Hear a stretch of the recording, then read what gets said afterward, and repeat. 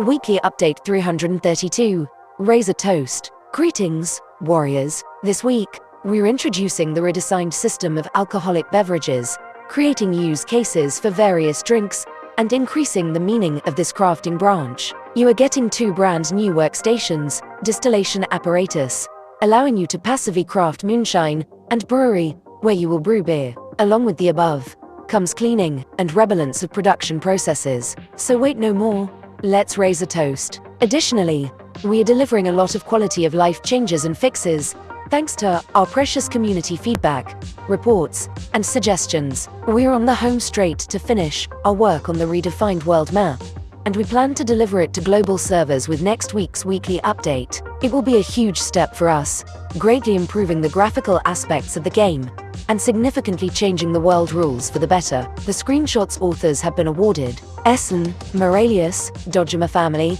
and Tom Franner. Check your ambers. Alcohol production. In short, there are now 3 tiers of beverages for fighting, gathering, and for potions. We remove unnecessary production processes and the production itself is transferred to the workshops set up by the players, which will allow you to produce alcohol in the background. Simple division of alcohols will allow players to memorize the dependencies.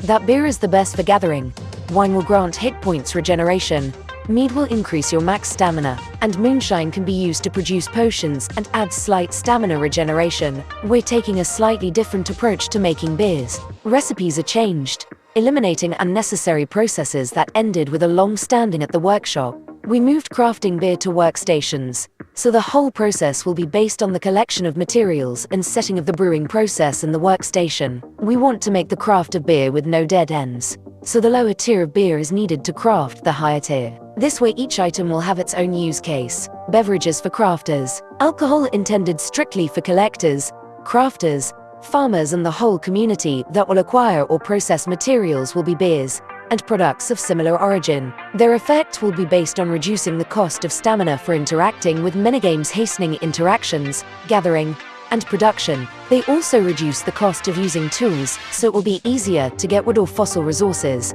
So this alcohol will be very much desired by the players. Beers now have bonuses that will greatly help to play craft minigames, which will allow for faster processing of materials and save time. Beers of inferior quality will also be suitable for throwing in the bastion. We are also moving away from the division of cereals into barley and wheat. They are converted into one material, cereal. In this way, the players can save more equipment slots. We got rid of the names of types of grain, and we deleted all twin recipes for beer.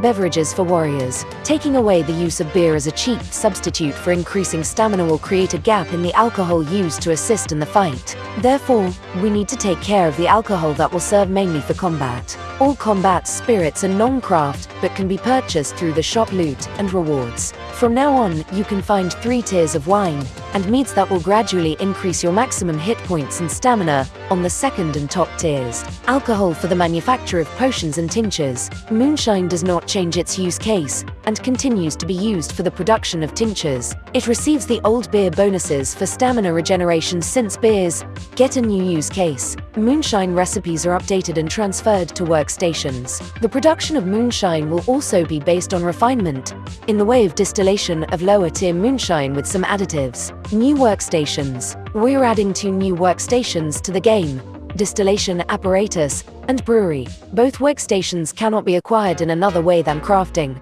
Item recipes are available from the merchants. Both workstations work in a similar way as furnaces because they run on very similar mechanics. Changes in items. As we removed barley from the game, items related to barley that are already in-game are converted to their neutral counterparts in given proportions. Quality of life.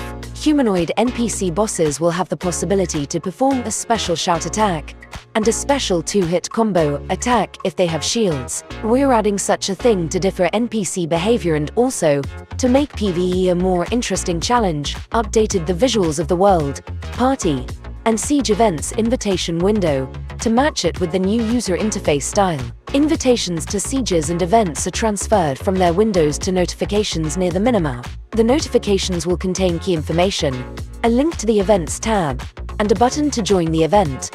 From now on, Siege Survival and Nadir banners in Notification Center will open those game sites in the Steam overlay. Be sure to check those titles created in cooperation with the Gloria Victis team.